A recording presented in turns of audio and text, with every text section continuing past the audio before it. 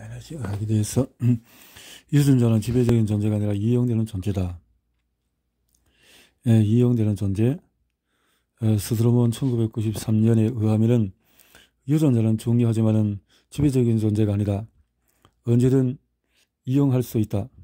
유전자는 의심의 여지 없이 발달의 모든 단계에 관여되어 있지만은 그렇다고 해서 모든 규모의 수준에서 구조와 기능을 설정할 수 있는 자격이 있다는 의미를 하지는 않는다. 이 핵심을 증명하는 가장 극적인 예는 일란성 쌍둥이다. 이는 하나의 난자에서 생기는 두 개체로 동일한 유전자를 부여받았다. 유전자 결정론이 원칙이라면 일란성 쌍둥이는 항상 똑같은 성인으로 발전해야만 한다. 때로는 이런 일이 일어나기도 하고 때로는 그렇지 않다. 일란성 쌍둥이가 서로 너무 다르게 보여 같은 가족의 일원이라고 인식하기가 어려울 때도 있다. 이제는 세계 곳곳에서 과학자들이 구조를 만들고 통합적인 기능을 수행하도록 지시하는 전체 시스템의 본질을 연구하고 있다. 생기론과 활력은 수세기에 걸쳐서 반체제적인 것이었으며 정체적으로 옳지 않은 것으로 여겨져서 배척되었다가 생체 물질 리빙 매트로 다시 돌아오고 있다. 새로 등장하고 있는 매혹적인 이야기가 교과서와 의학 커리큘럼으로 천천히 만들어지고 있다. 여러 학문 분야에서 걸친 사고가 필요하기 때문에 그 과정은 느리다.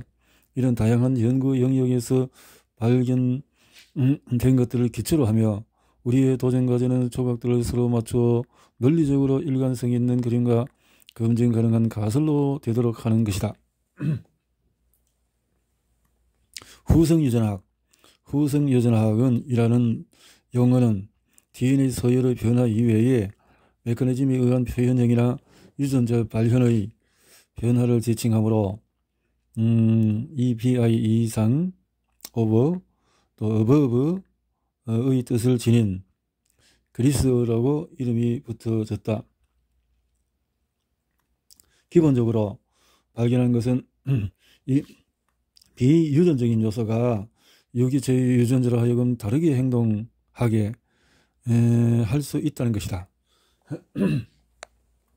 아마도 유전자 연구에 있어서 가장 중요한 돌파구는 몇 년 전까지는 터무니없는 것으로 보였던 현상의 발견이다. 오랫동안 우리는 우리의 유전자가 우리의 구조, 기능, 생명, 심지어는 생리학과 행복을 조절할 수 있다고 생각해왔다. 처치 2009년, 립턴 2008년, 베인스타인 등 2005년과 그 밖의 사람들이 수많은 과학적인 논문과 대중과학 서적에 요약된 최근의 연구들은 완전히 다른 그림을 그리고 있다. 도슨 처치 박사의 그의 후성 유전학에 관한 훌륭하고 매력적인 강의를 종종 테서우로 쌍둥이의 예로 드는 것으로 시작한다. 이렇게 쌍둥이의 예를 들어서 자 92세 일란성 쌍둥이로 정확히 같은 유전자를 가졌지만 완전히 다른 건강 상태를 보인다. 조세편 테사우로와 그녀의 자매 둘인데 건강이 다르다. 그녀는 92세 피츠버그 근교인 맥기스포트 근처의 높은 언덕에 자리 잡은 깔끔한 벽돌집에서 혼자 살고 있으며 꾸부정하지도 않고 턱도 튼튼하며 활기차고 건강하다. 92세는 쌍둥이. 그녀는 병원 선물 가게에서 파트타임으로 일하며 1995년 생산된 흰색 올드모빌 커트라스 시에라를 몰고 4개의 브릿지 그룹 모임과 교회 식료품점을 다닌다. 태석으로 여사는 일란성 쌍둥이인 언니가 있다. 그러나 그녀와 쌍둥이 언니는 더 이상 똑같지가 않다. 그녀의 언니는 여실금이 있고 고관절 치환술을 받았으며 시각의 대부분이 손상된 대인성 장애가 있다. 모습은 비슷하게 보이는데도 치매 또한 있다. 그녀는 언니는 단지 잘 이해를 못할 뿐이에요 라고 말한다. 노화를 연구하는 학자들은 이와 같은 이야기로 매료된다. 같은 유전자를 가진 두 사람이 같은 가족에서 자라고 같은 장소에서 삶을 살았는데 어떻게 다른 모습으로 나이가 들 수 있을까? 후성 유전학의 연구는 1950년대 후반에 5편의 정도의 과학 논문, 1960년대와 70년대에 이르러서는 수십여 편의 논문으로 시작이 되었다. 후성 유전학은 이제 말 그대로 매해 수천 편의 검증된 논문이 발표되는 과학적인 연구의 주요 초점이 되었다. 가장 중요한 핵심은 전초기 유전자로 알려진 유전자군이다. 이 유전자들은 우리의 삶의 사건들과 환경의 변화에 신속하게 반응하는데 일부는 몇 초에서 몇 분 내에 활성화된다. 이 유전자의 일부는 다른 유전자들을 활성화시키고 이들은 신체 모든 시스템에서 세포의 행동을 저지르는 단백질을 합성하는 코드를 제공한다. 그림 13.2에서 볼 수 있듯이 2002년까지 100개 정도의 전초기 유전자가 밝혀졌다. 이 유전자들의 생리와 행동의 모든 면에 영향을 준다. 이 연구는 가속화되어서 이미 후성 유전학에 관한 25,000편 이상의 과학적인 연구 보고서가 발표되었다. 이 방향에서의 연구 결과는 다음과 같다. 유전학 연구는 유전자 치료를 위한 길을 닦아왔으며 유전자 치료는 우리가 조금이라도 알게 되면 실제로 우리 스스로에게 사용할 수 있는 것이다. 유전자 치료학에 대해서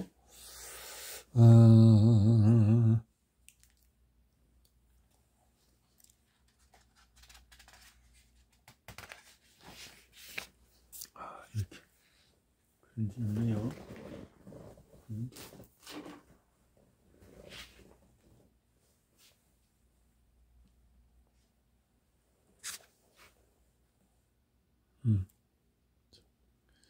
전초기 유전자는 많은 심리적인 생리적인 기능을 조절하는 데 중요한 역할을 한다.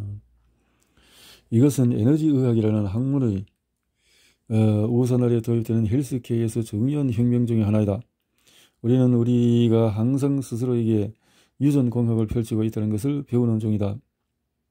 한 세대라는 공간에서 우리는 우리를 더 행복하고 스트레스를 덜 받으면서 훨씬 더 신체적으로 건강하게 만드는, 그것도 안전하고 빠르며 부작용이 없이 할 수 있는 기술들을 발견하거나 재발견해 왔다. 에너지의학 및 에너지 심리학의 기술들은 만성적인 질병을 완화할 수 있고 자기 면역 상태를 전환하고 기존 치료법이 거의 접할 수 없는 효율성과 속도로 심리적인 트라우마를 없앨 수가 있다. 인간의 행복, 사회적인 갈등, 정치적인 변화를 이러한 기술들의 영향 인간에게 급진적인 긍정적인 분기를 가져오게 되는데 이는 헬스케어의 수준을 훨씬 뛰어넘는 것이다. 그것들은 르네상스 시대의 수학적이고 실험적 원리의 재발견이 중세 문명의 과정을 변화시킨 것처럼 사회에 깊은 영향을 줄 것임을 약속하고 있다. 그리고 그 유효성에 대해서 객관적인 입증을 할 실험적인 증거가 쌓여가면서 그것들은 과학의 최첨단에 서 있는 것이다. 과학의 최첨단에 서 있는 것이다.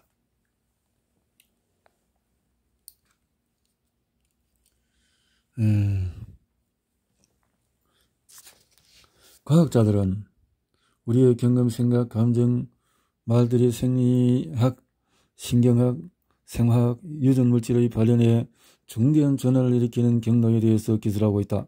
이러한 경로 중에서 일부는 생화학, 신경학적인 것, 또 반면에 그 밖의 것들은 에너지학적이며 신체 모든 세포 내의 게놈의 모든 부분과 맞닿아 있는 생체의 매트릭스를 포함하고 있다. 10장 7절.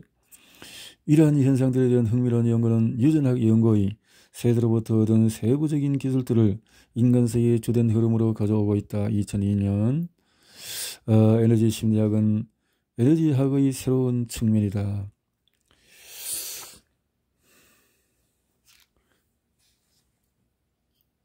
바이스가 본 유기체에서의 발달. 유기체, 자연의 시스템과 시스템의 본질, 경험적인 전질환과 실험적 환원주의의 조화라는 그의 에세이에서는 바이스는 성숙한 유기체의 발달하는 데 있어서 생명체의 심오한 미스터리가 어떻게 나타나는가를 이야기한다. 그는 일생 동안의 신중하고 탁월한 실험실 연구를 행해왔던 관점에서 이 글을 썼다. 그가 제기한 결정적인 질문은 심오하다. 유기체가 성숙하는 과정에서 일어나는 동일한 생성 과정은 끊임없는 회전 교체, 일부분 대체를 위해서 성인에게도 계속해서 일어난다. 많은 에너지 치료는 에너지 정보, 새로운 물질이 유기체의 구조로 들어갈 수 있도록 그 흐름을 촉진 향상시킨다. 이러한 과정은 유기체가 동적인 활동을 하는 동안에 계속된다. 에너지, 정보, 물질의 흐름은 환자가 지니고 있는 이상적인 선이나 패턴 또는 그들의 생득권인 청선인을 따라서 스스로 재건하거나 교체하거나 재생할 수 있게 한다. 그런 재생의 과정이 대규모로 일어날 수가 있고 일어나고 있다. 동시에 이는 에너지학의 경이로운 점이며 우리의 건강 시스템에서 필요한 것이다. 시급하게 생물학의 중심적인 문제를 간단한 방식으로 보여주기 위해서 바이스는 달걀에서 추출한 병아리 배아를 평형 염액의 시험관에서 부여시킨 그림을 보여준다. 병아리는 균질하게 으깨어져서 균일한 현탁액의 일부가 된다. 이들은 원심분리에 의해서 분리되거나 분핵된다. 원심분리의 강한 중력으로 인해 무거운 성분이 실험관 바닥으로 가라앉고 가볍고 용해된 성분은 위에 남게 된다.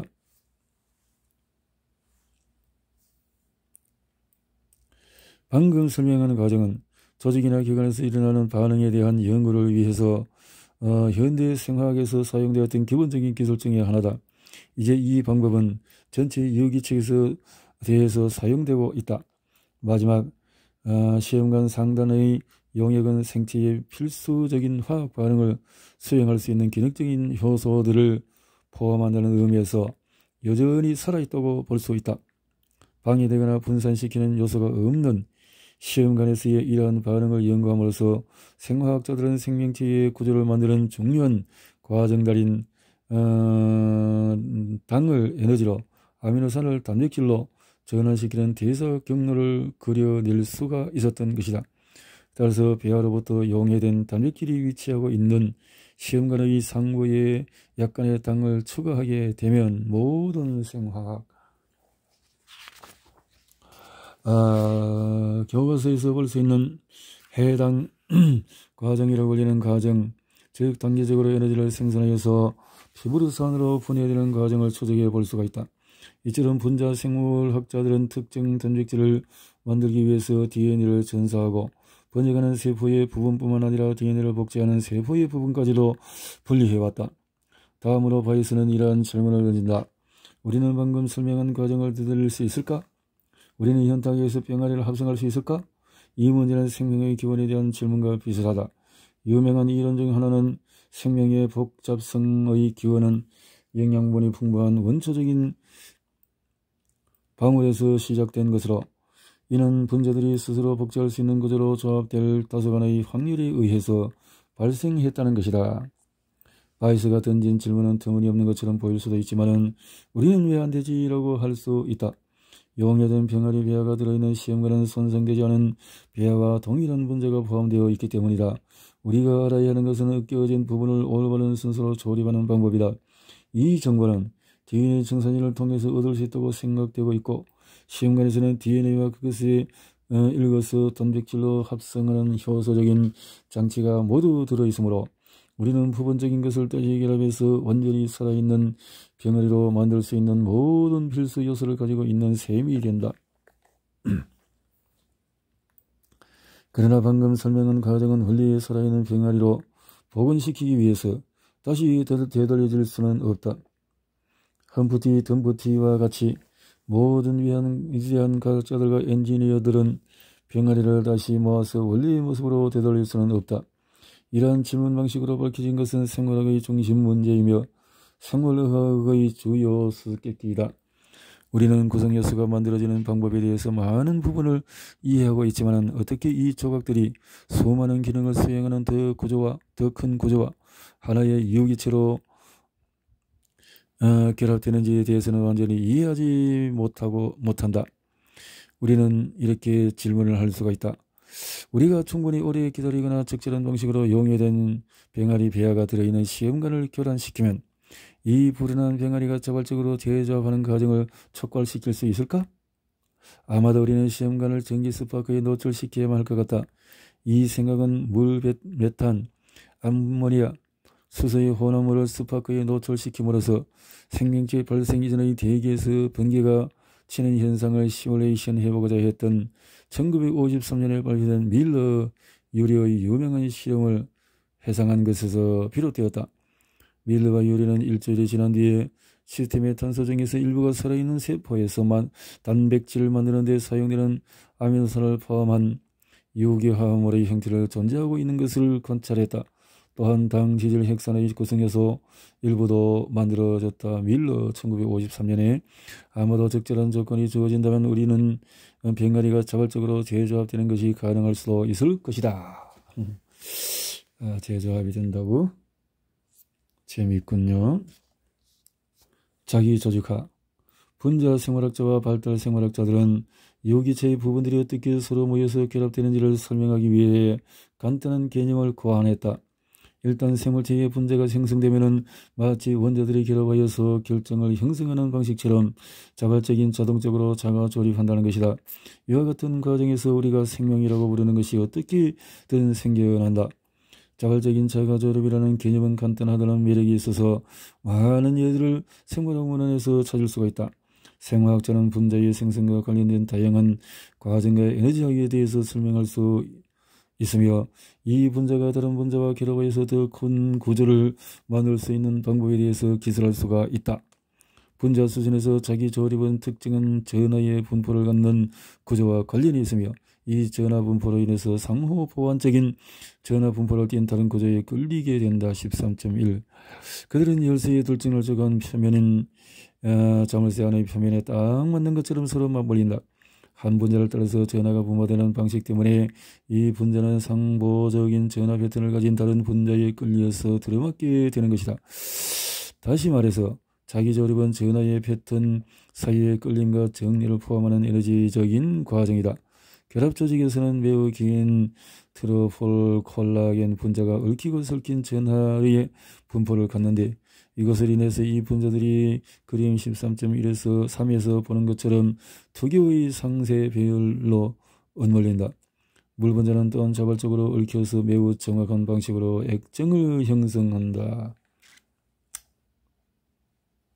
플러스 마이너스 이렇게 해서 콜라겐 섬유소를 형성하는 트로폴 콜라겐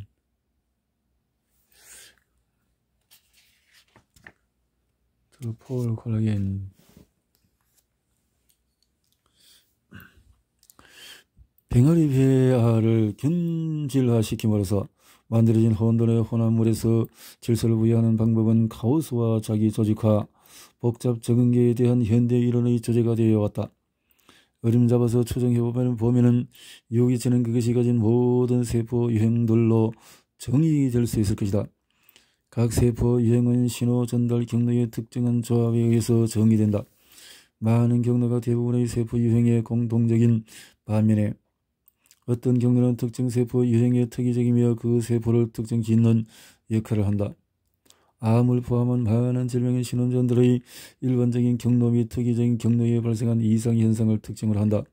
대체로 이 경로들은 복잡하며 모델화시키기가 쉽지가 않다. 그러나 복잡 적응계 이론의 형식론은 이러한 경로를 연구할 수 있는 도구를 제공한다. 복잡 적응계의 관점에서 신호 전달 경로를 모델링함으로써 그 복잡성에 대해서 깊이 이해할 수가 있다. 이것은 결국 비정상적인 신호 전달에서 발생하는 질병에 대한 새로운 치료법으로 이어질 것이다. 슈와프 BNT 1997년 그림 13.4는 복잡 적응계 모델의 예를 제공한다. 13.4 복잡 적응계 이것은 구조를 기능에 연결시키는 간단한 신호 전달 경로이다. 여기서 구조는 세포의 3차원적인 환경이며 기능은 4분절이다. 이 경로에는 3개의 탐지기가 있는데 신호 경로의 모든 교점에 위치한다. 탐지기는 2가지 속성을 가지는데 이용 가능한 정보에 근거하여서 결정 내릴 수 있는 능력과 신호를 중계하거나 다른 행동을 하는 실행기 역할이다. 등등등등. 창발적인 속성. 복잡성의 각 단계에서 각 부분에 속하지 않는 새로운 특성들이 나타난다. 이 중요한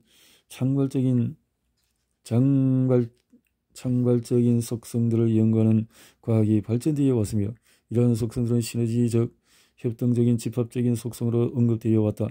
일부 특징들은 비슷하지 않은 재료가 결합되어 복합적인 재료를 만들기 때문에 나타난다.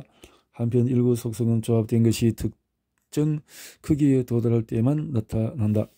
위에서 언급했듯이 형태 발생의 문제에 대한 과도하게 단순화된 답은 DNA 청사진에서 전사된 분자 구조가 분자를 자발적으로 정렬시키고 특정 방식으로 스스로 정렬하도록 하는 특징을 가지고 있다고 하는 것이다. 또 다른 대답은 DNA가 유전물질의 선과 도구 역할을 하는 특정 단백질과 효소의 생성을 구체적으로 지시한다는 것인데 이들이 조립 과정을 이끌고 함께 붙이는 방법으로 DNA 지시를 수행한다는 것이다. 자가 조립은 지시에 의한 조립으로 보완된다. 바이슨은 이 개념의 문제점을 지적했다. 유기체는 사실 조립되는 것이 아니다. 유기체는 바이슨은 이 모든 것에 대한 놀라운 견해를 가지고 있다.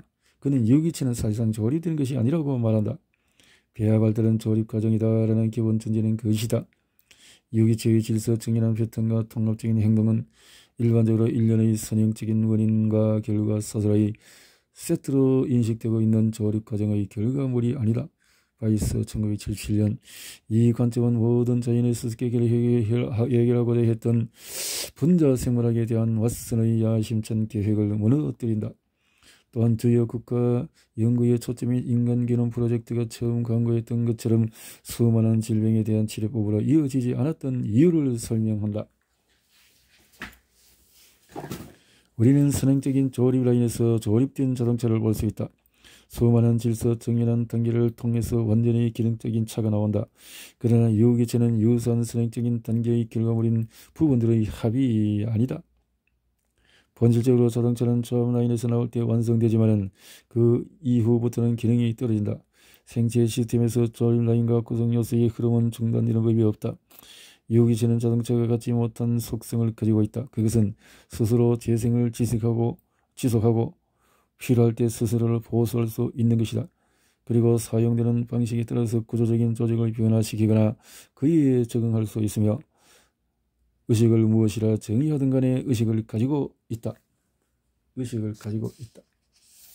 그리고 유기체가 일반 그런 조립하는 자동차와는 근본적으로 이거는 차이가 다를 수밖에 없다.